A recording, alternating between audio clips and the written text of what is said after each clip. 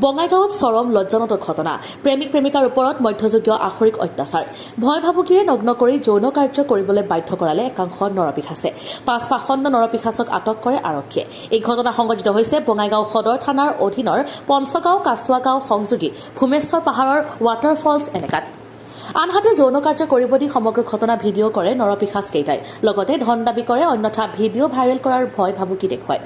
অভিযোগ মতে পিছত কিশোৰ প্ৰেমিকগৰাকীক টকা উলিয়াবলৈ এটিএমলৈ পঠাই দিয়ে আৰু প্ৰেমিকা কিশোৰীগৰাকীক নৰপিশাচ কেইটাই আবদ্ধ কৰি ৰাখি নানা অত্যাচাৰ কৰে। প্ৰকৃতিৰ নান্দনিক দৃশ্য উপভোগ কৰিব আহি এই জঘন্য অমানৱীয় পৰিস্থিতিৰ সন্মুখীন হয় প্ৰেমিক প্ৰেমিকাহালৰ।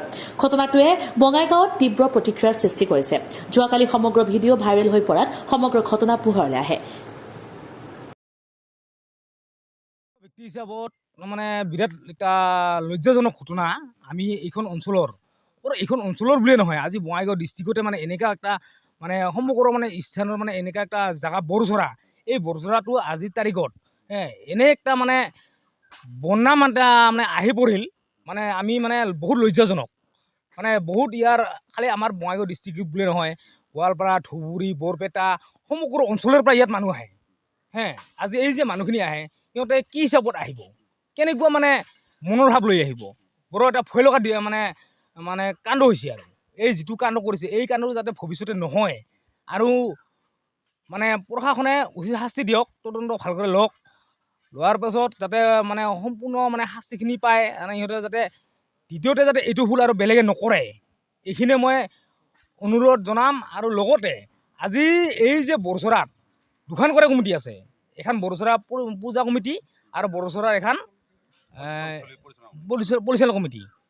এই কমিটিখিনি কি আগে পাছে কি নাজানিছিল নেকি, বা আগে পাছে কি কিছু মানে গম পোৱা নাছিল নেকি?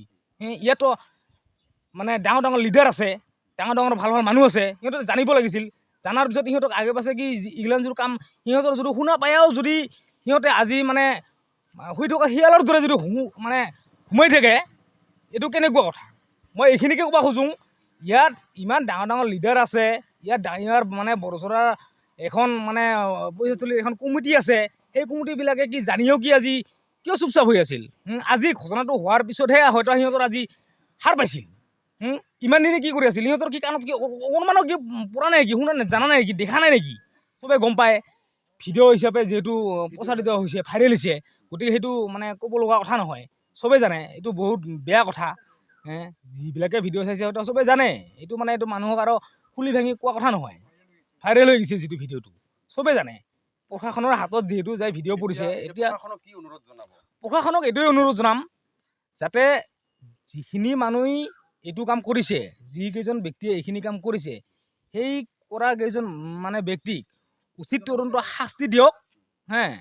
এই শাস্তিখিনিৰ মূলতে ভৱিষ্যতে আৰু যাতে এইটো কাম নহয়, সেইখিনিকে মই ক'ব বিচাৰিছোঁ। আৰু এটা